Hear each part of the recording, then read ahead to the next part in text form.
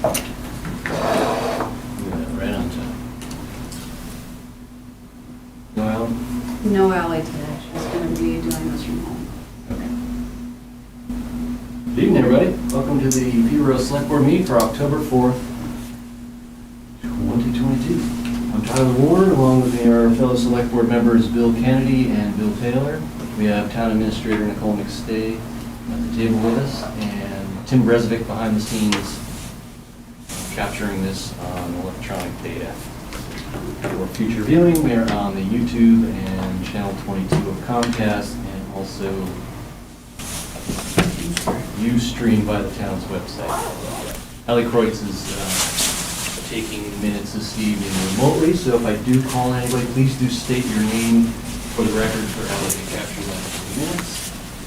Tonight's agenda, we had a non-public session. We have Beth Marsh here discussing 2022 tax deeding. Chief Ed Walker and Captain John Fahey will discuss an ambulance bid recommendation. You'll hear from Helen Limina, sorry if I mispronounced that. Proposed Hometown Heroes banner program. Tony Cassady, the Community Power Task Force, will present a proposed amendments to the Cpcnh. I'm not going to try and remember what that was. Joint Power. Community Power Coalition of New Hampshire. Coalition. Joint Powers Amendment and Peterborough Community Power Plan. And then we have some new business. We'll vote to approve some requested funds from trust funds. And we have an appointment to Conservation Commission and minutes to approve. Right. With that, up first, hello, Beth. Beth Are we Marsh. sure this is all on? Yes, it is. Just got a confirmation. Okay. Hi. Beth Marsh, tax collector. We have one property that is up for tax deeding. This property is on 28 Summer Street. We have reached out numerous times. We have had no contact with this customer. The police department hand served them a letter for me stating today was the deed date. They needed to reach out to do a payment plan, or there's a mortgage. The mortgage holders have told me that they're not going to pay. So that let the board decide to deed, not to deed. And so this is not something we take lightly. Absolutely This is not. the worst case scenario. Mhm. We know that you do extensive work behind the scenes. You work with people for years when they piled up some debt with their taxes and work on payment plans. I do anything I possibly can not to get to this point. I don't like this part of my job. It's the one part of my job I don't like. But every tax collector in the state feels the same way. Unfortunately, it comes with the job. You do it very well. I know you've managed to work out great payment plans with people. And the total amount that's due? On this property, it's just under $16,000, $15,847. So that's several years. Yeah, it is several years. For 2019, the year that we're deeding, it's $4,152.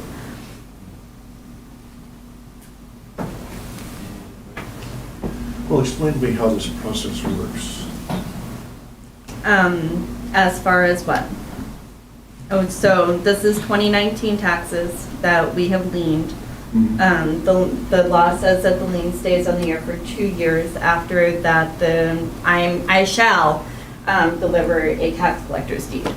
And it's up to the Board of Selectmen whether to accept my deed or not.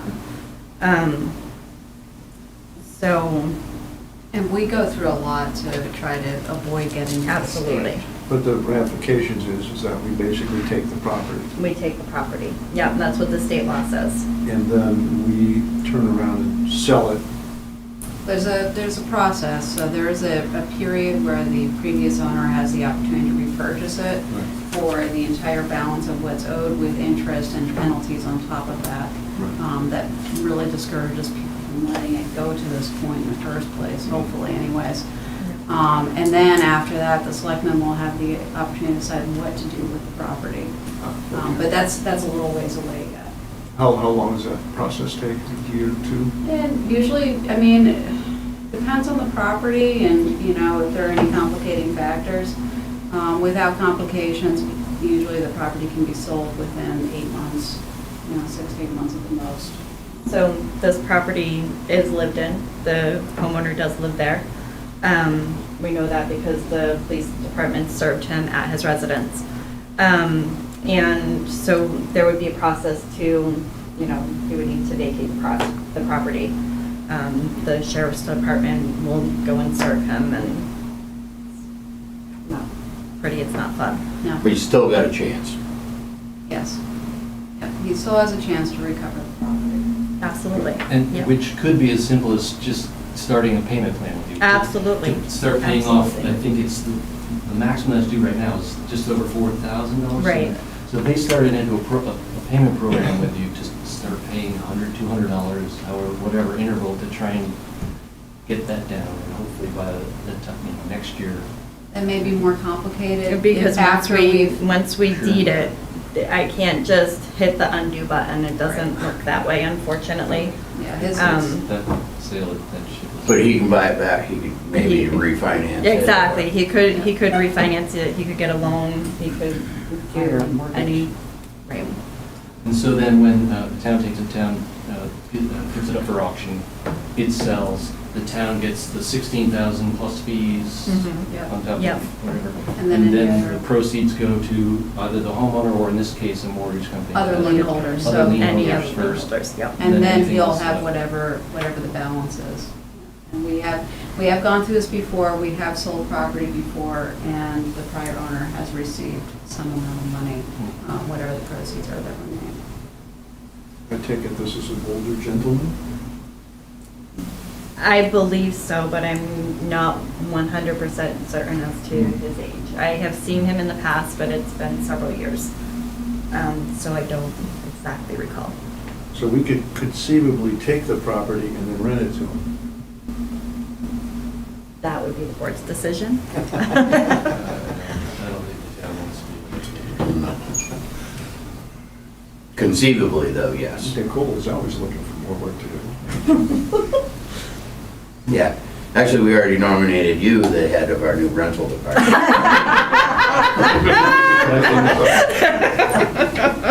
Well, I hate to see this kind of thing happen, Yeah.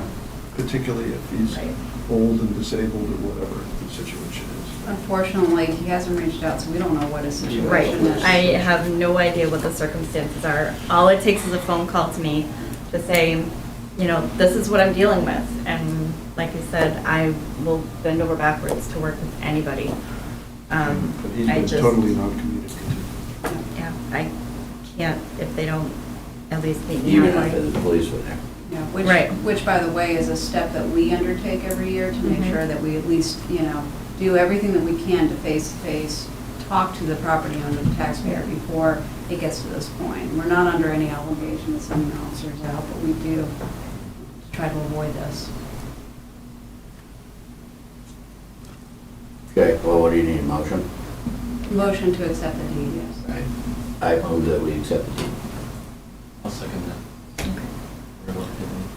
All those in favor? Aye. Okay. Thank you, Bill.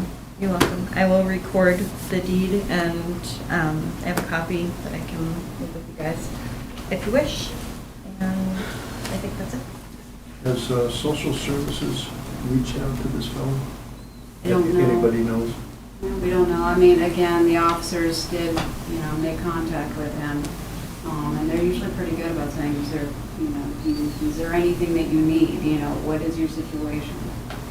How can we contact you? How can we resolve this?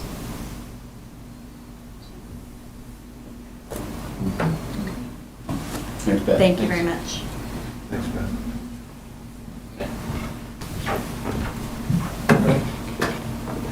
Ed, John, welcome.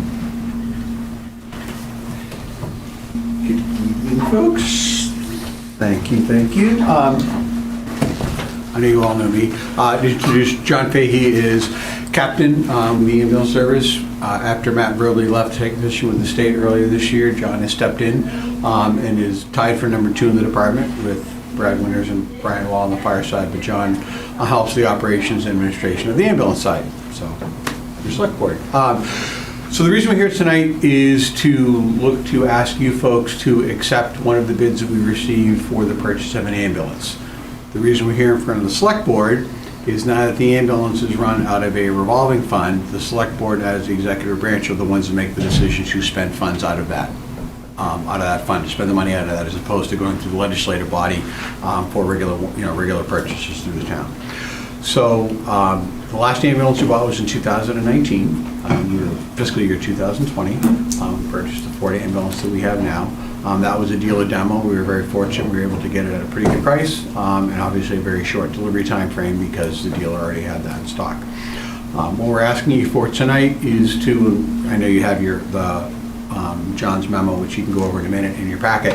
We're asking you to authorize Nicole McStay to award the bid and start the process of getting a contract with the vendor to bring this ambulance in. As pointed out in that, we're looking at probably a 2-year delivery for this ambulance. So it will be fiscal 25 before this is coming in. A couple things. The ambulance budget has gone through some ups and downs as a revolving fund with COVID and other things going on there and expenses. One of the things in talking with Lily and Nicole that I can assure you is the contract will have the non-appropriation clause in it when it comes time to actually move the money to buy it. That again will be back to the select board to have that discussion and look at that. And we will, I think it's safe to say, Nicole, we will not put ourselves in a position like we were in 2 years ago. Around the revolving fund. Not intentionally, that's for sure. Not intentionally, in looking at that. So tonight, what we're looking for is to ask you folks to authorize Nicole to enter into a contract and award that bid. The recommendation we're going with is SVI, Specialty Vehicles Inc. We received 2 responses to the request for an ambulance.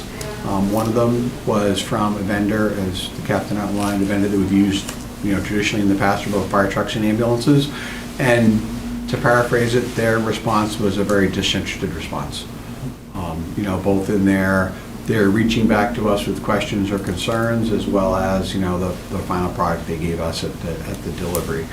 Specialty Vehicles, on the other hand, was phenomenal to work with. As the captain outlined in the memo, they had follow-up questions. They were enthusiastic about the response.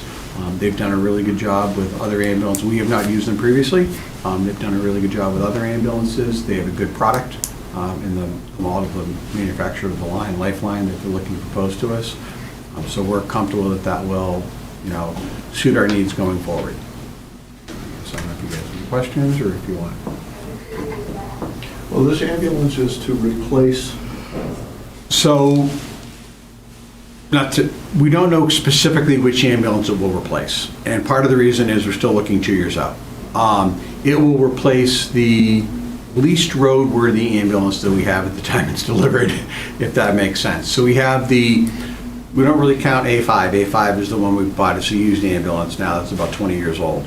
We have the Mercedes van. That was purchased right after I started here. In fact, my first town meeting in 2014, they approved the purchase of that. And then we have the 2 other Mercedes, the 2 other Sprinters, A1 and A3, the twins, that were purchased in 2015, 16? 15, I think. One is a model year 2016, the other is a model year 2017. 17, yeah, they were purchased a couple months It's like apart 3 months in there. All 3 of those ambulances are at or over the 200,000 mile mark. So we really will take, and then we have A2, which is the newest one. That's about 90,000 miles on it. That's the one that was purchased in 2019. So we'll really take a look and see which, hopefully those will all, knock on wood, those will all still be operating in the 2 years it takes us to get this one and add this one into the fleet. So we will definitely be replacing the ambulance, but we can't specifically say we're replacing this vehicle. That's smart. 2025 Ford F-550. How many years will that last? So, at a minimum, we'd love to get, 3 to 4 years frontline? Somewhere in there That would be the range? goal, and then as we replace other units, move it to the backline roles where it's used for backup 911 calls and gets significantly less mileage. The bulk of A4's mileage was put on it probably between 2014 and 2017. Since then, I would say it's probably only had 20 or 30,000 miles on it in those 5 years. The other ambulances are likely accruing that and more per year for the frontline ambulances. Was it, it's diesel or unleaded gas? Diesel. Diesel. Diesel. And up next, we have our power program coming on. Are there any electric vehicles available now? And are we thinking about, if this one doesn't qualify, the next, and moving towards that, we're in the works with a new station? That I we- honestly have never heard of electric ambulance. I know there are electric fire trucks out there, but I've never heard of an electric ambulance. I think the primary concern there would likely come down to range. And longevity. I mean, if you had to idle with a patient in a diesel-based ambulance with 20 gallons on it, you could idle for a long time and power all of your systems that, you know, keep your patient there. I'm not familiar enough with electric vehicles to give an accurate assessment otherwise. And to echo his point, I haven't actually heard of any electric manufacturers up till now. I know that Rosenbauer is the first one that's come out with an all-electric fire truck. I just haven't heard of an ambulance manufacturer doing it yet. We have some experts in the audience here. Even the pickup trucks are new, like even having pickups. Yeah. Is there anything in that, do you know, do they, Like that Mercedes ambulance, it's kind of a smaller. it's a 3,500, yeah. Yeah. Do they, and I don't know if they make pickup, like I know there are pickups like the 150s, but do they even make like a 455 like that? Like there's over-the-road trucks that are electric, and there's the smaller pickups, which really are just large passenger vehicles. Is there anything in that mid-vehicle range yet? There are delivery vans, Amazon just quoted 100,000 of them would be about the size of an ambulance. Yeah, but I don't know if an ambulance. Well, like 2,500, like would it be equivalent of a Sprinter 2,500? Yeah, like a Sprinter 2,500, yeah. exactly. Yeah, that's Yeah. the same. Same Yeah, range, but I can't say I know anything that would be specific Yeah. to your needs. And it They're also- coming, it's early though. Yeah, oh yeah. And it also kind of depends on your comfort with like where you're willing to do business. And like China is developing them much quicker than we have been, although with the IRA, there's going to be a lot more incentive for us to be developing them now.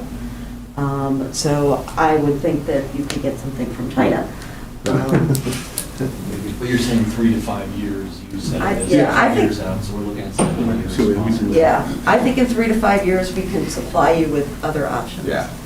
And that is very, and the one, not to diverge in the conversation, the one thing we've tried to do is keep our vehicles as generic as possible. But, you know, there is, again, looking at that, you know, there is a possibility, particularly if we were to, I know now there are a lot of opportunities for rebates and other funding. If we were to get something that were to be significantly less expensive, realizing that this is a specialty vehicle. This is not the vehicle we're going to take to Dartmouth and back in the middle of winter, or, you know, to Hartford, Connecticut, or, you know, Boston or someplace. You know, but again, that's something to think about in 3 years. Same as time around. Yeah. Yeah. Okay. And, Yeah, oh no, it's fine, yeah. any other questions? I was actually going to make that same suggestion, looking at electric vehicles, but I realize that Yeah. it's premature. And that mid-range still, like, there's a lot in the past, even the F-150 sort of size, but if they're starting to come out with them in the 2,500, 3,500 range, then they'll have plenty of experience with those come next time around. Right, well, we should be looking seriously at electric vehicles as service vehicles as part of the fire and ambulance department. Oh yeah, if we were to move into, hypothetically, get into a mobile integrated healthcare program or a dedicated vehicle for fire prevention that's going to be operating around the community, something like that, where you can schedule charging times built into that, then yeah. Then make the motion that we accept this recommendation. Second. All those in favor? Aye. Aye. Yeah, nice work. All right, thank you very much, folks. We all want rides in that movie. Appreciate it. Call 911. Can I request a vehicle? Prefer to drive myself. Yeah. You tried that and you wound up in the ambulance anyway, Bill. Yeah. So, thank you, folks, very much. Thank you very much. Thanks for coming. All right. Next up, Helen. Welcome. Hello. So my name is Helen Limina, and I'm here to, I guess, ask the board if we can roll out a Hometown Hero banner project here in Peterborough. It's a fairly growing and popular program. I'm not sure if you're familiar with it or how familiar you are with it. Not familiar? So there are communities, I just brought some examples. There are communities that honor their veterans through a banner that's placed in town, generally through from Memorial Day to Veterans Day. The banners range, there's different sizes and different information that can be put on it, but generally this is what it looks like. It's hung off of telephone poles or in some communities light posts. It is paid for by it's sponsored by a family, so there's no cost to the town. They will buy the banner and then the hardware to install it. It would be put up, by volunteers, but I haven't dug deep enough. I didn't want to get too much in the weeds before I had your blessing, or maybe somebody else has already approached you, I'm not really sure. But it would be installing them and just taking them down and then storing them. The banners would stay up or get put up or displayed for 3 years. After that, they suggest that they just start getting weather worn because they are outside for roughly 6 months out of the year. So if a family would want to honor their family member or a friend, they would have to purchase another banner again. But that's, in essence, that's how the program works. It's not very complicated. Not really a whole lot to it. It would really be run by a group of people. Correct me if I'm wrong. Did you say it would be on display from Memorial Day to Labor Day? I'm sorry, Veterans Day. I meant Veterans Day. It would be I said that. continuously on display Yes. for 3 years? Okay. Yes. So I did notice in town that there is hardware already there. I don't know if, I didn't check the size. I don't know if it would marry up with one of the sizes that are on this. And I don't know if you display anything else throughout the year. That would be you do. Yeah, we have several events or programs that people That run use that. And they do use those pretty frequently. How many? Do you know how many you use?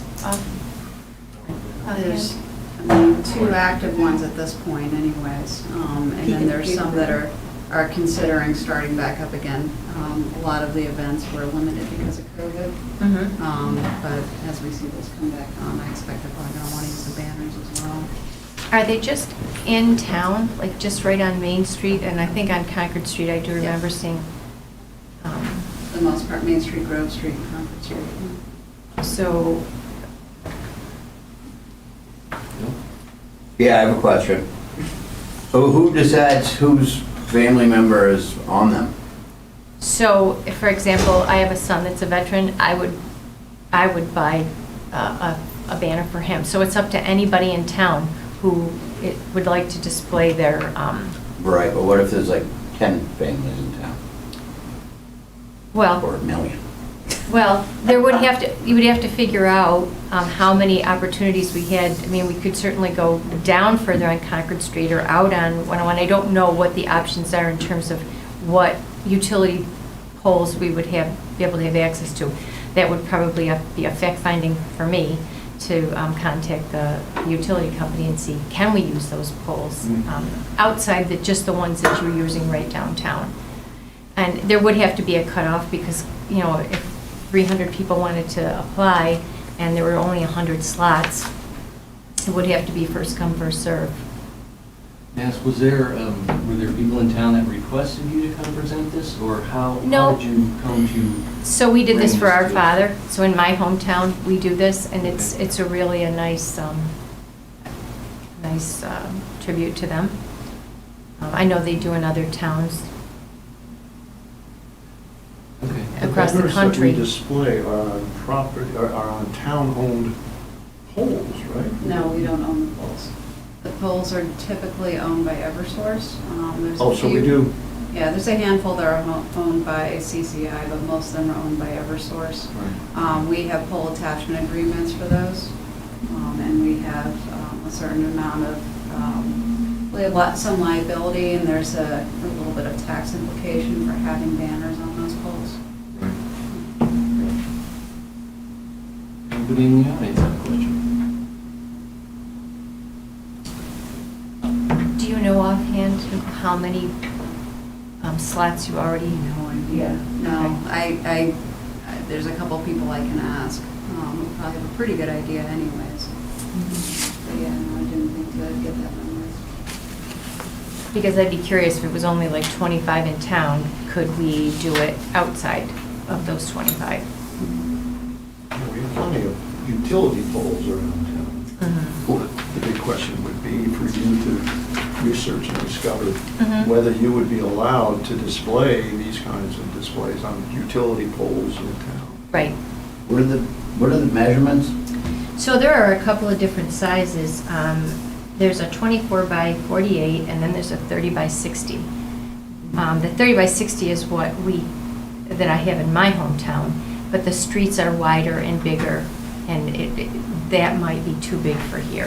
But and then there is one that's smaller, but it's so small at that point you can barely see the picture, so I wouldn't do that, I don't think. I have to say, I'm leaning towards not being interested in getting involved with this program. I think it seems, I don't know, it's something that the townspeople will have to weigh in on. I don't think it should be our decision. Yeah, me neither. To change the aesthetic of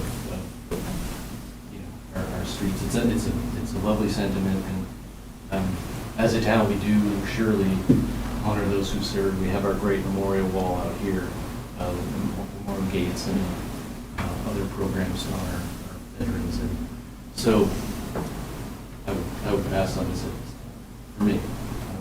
How you guys feel? Yeah, I kind of feel the same way. The 24 by 48 is pretty big for our little sidewalks and roads, I think. I'm sure we could make accommodations in that regard. What concerns me is that they're up for 3 years straight. I mean, our Well, they're- banners typically, Memorial Day to Veterans Day. Which is a long For time. 3, yeah, it's happening here.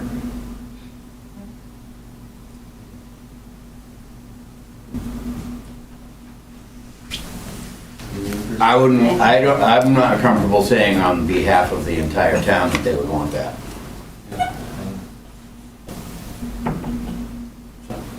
Sorry, no motion to accept?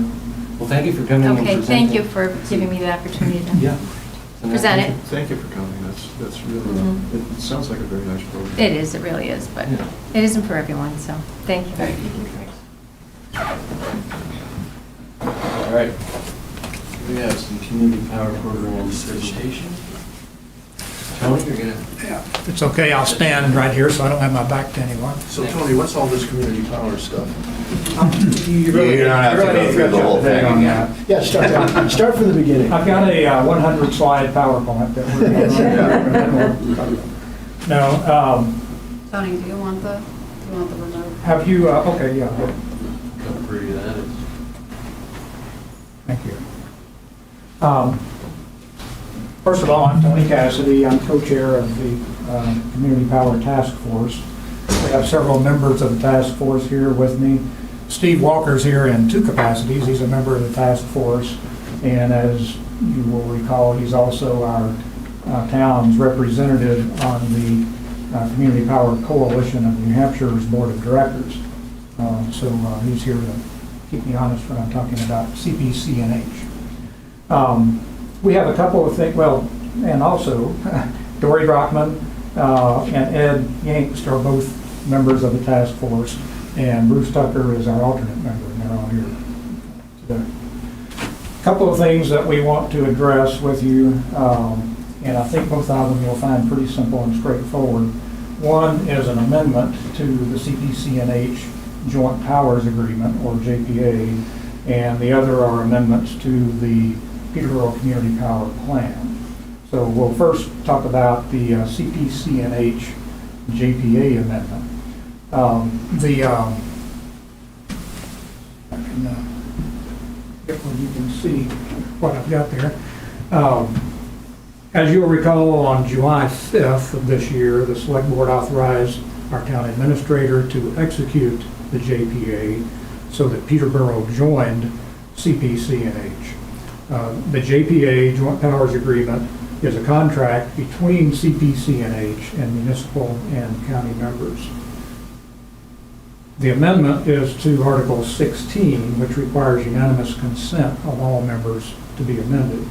The amendment was approved by Cpcnh members, representatives at their annual meeting last April.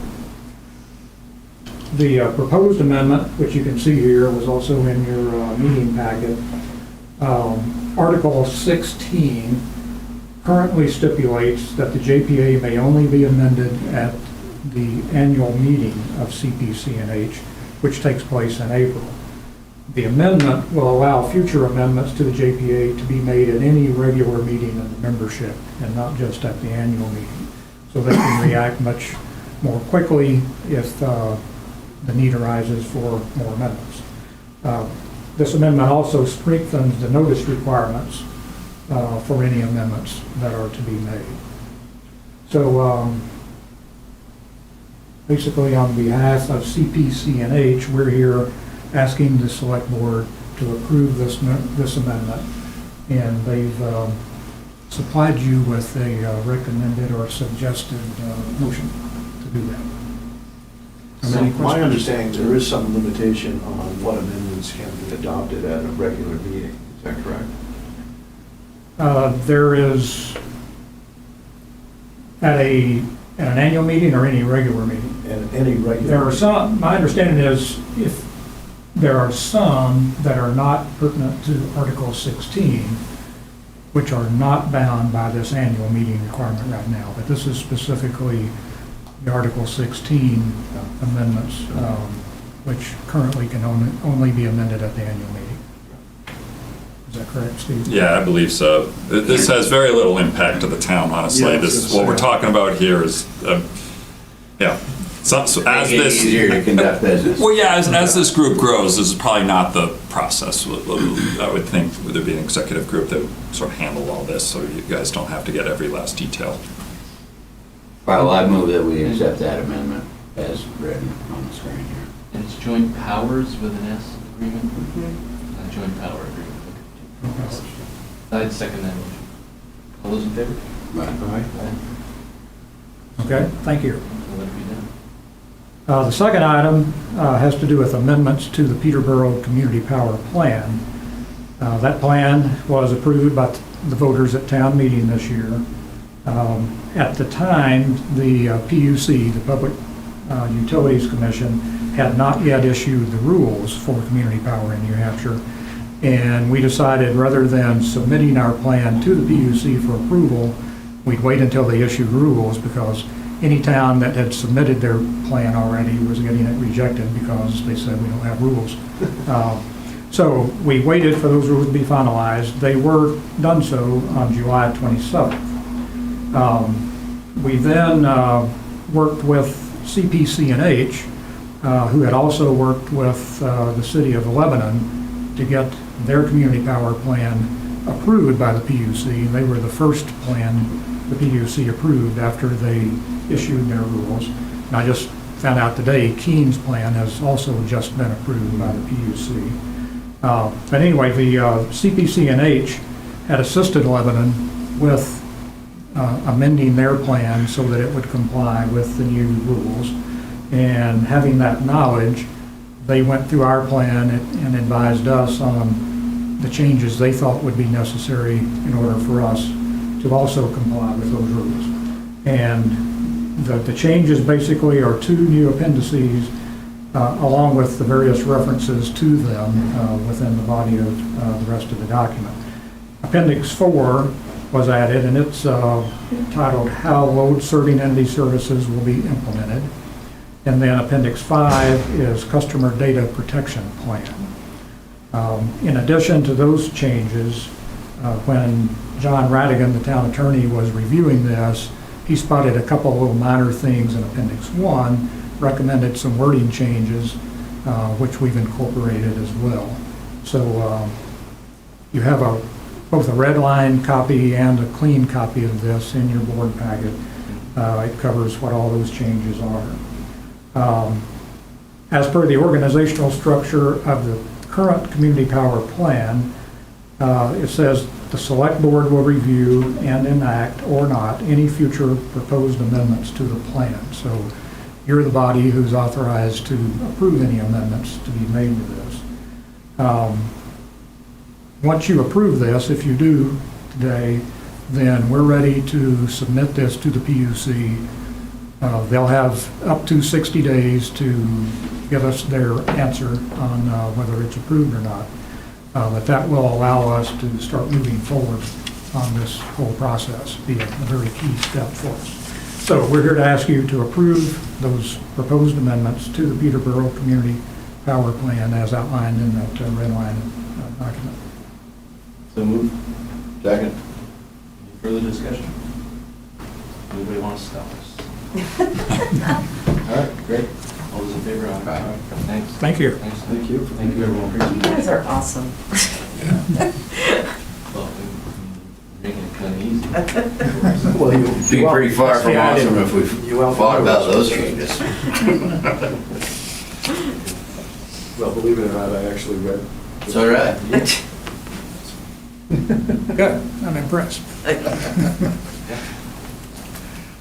Easy. Okay, well, Thanks. It's done. Yeah, I gotta get it. See if you could cut back on the homework for us. That was trying to make it easier. All right, see you guys tomorrow. Yes. Yeah, thanks. Yeah. Great to see everybody. Tomorrow. Yes, see. Good to see you. Great to see you.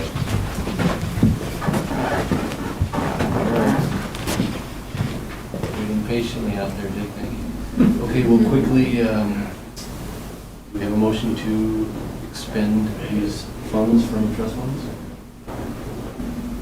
Should I read them for the people listening?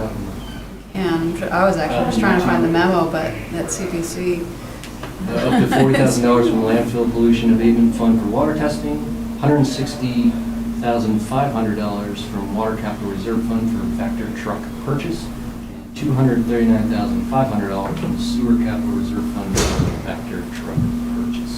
We already approved the Vactor truck purchase? yes, this is additional funds that will need to come out of the capital reserve funds. And this will result in us closing the sewer capital reserve fund entirely. It will completely expend it. And that's it, we're done with it, we don't need it anymore. Well, we won't have that one anymore at any rate unless the voters choose to put more funds into it, so. Gotcha. And what about expansion of sewer in the future? There's no plans to at this point, Fair enough. so we can leave it at that. How's that? Now, the purchase of this vehicle, how long, what's the longevity of this vehicle, do we know? Oh, gosh, I think we've had this one we got it used, and I think we've had it for close to 20 years. So it's a hard-working vehicle. It quite literally has holes in it at this point. You guys have used every ounce of it. But I was putting it in context of electrification as well. Right. Yeah. There actually is a company in China who's claiming to have a sewer truck available as an electric vehicle. Interesting. It's certainly something that we could look into in the future. We do have this one already sourced. It's sitting on a lot waiting for us to pick up. It is also a used vehicle. Right. And knowing Nate, he will take care of it and we will get all kinds of years out of it. No, I'm not trying to stop this particular. Oh, no, I didn't think you were. But Yeah. That's 400 grand? Yes. It's actually a little bit more than It that. comes with the sewage in it.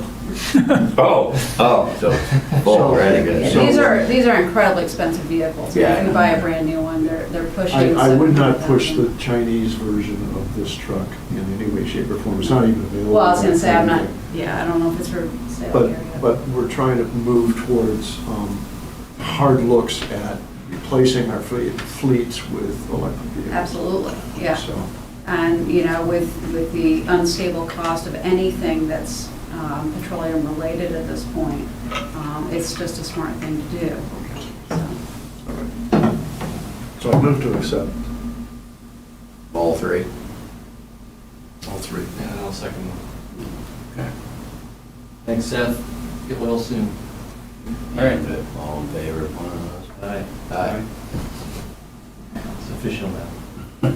All right, well, Dick McNamara is here, wanting to join the, become a full member, as an alternate member. That's right. Of the Conservation Commission.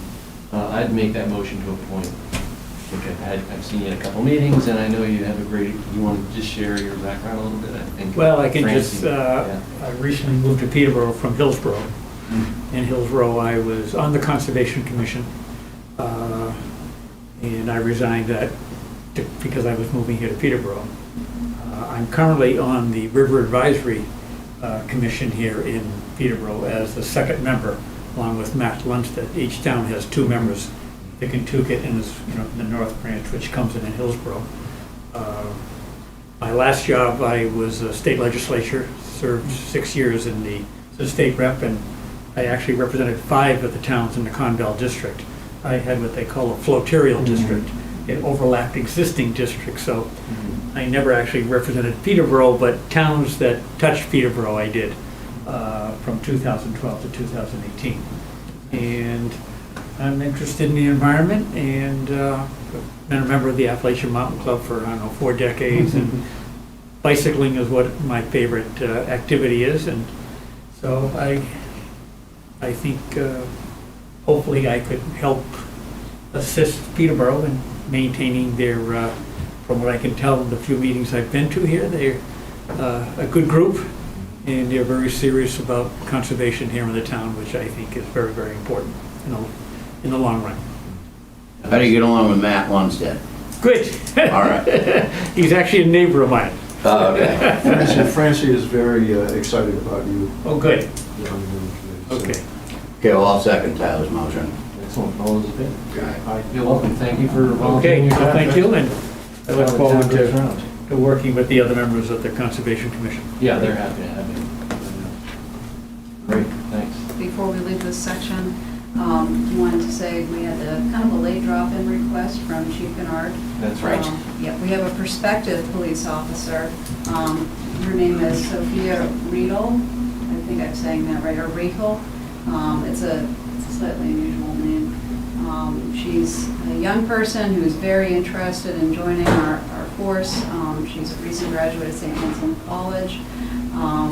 She is currently undergoing the background and pre-employment screenings, but to secure her seat a seat in the January Police Academy, the selectmen will need to appoint her now so that Chief Kennard can do what he needs to do to get her that seat secured. Otherwise, she wouldn't be able to take a seat until May. So it's a little unusual that we would come so early in the employment process to ask for this appointment, but given that we are right now 2 officers down, it would be great to get her into the January session if possible. And we can appoint with the condition that everything passes. She passes all. Everything's all Absolutely. clear. Yep. Yeah, certainly Chief Kennard has done his homework, and we trust these. I move that we appoint her. Now, for a second. Any questions?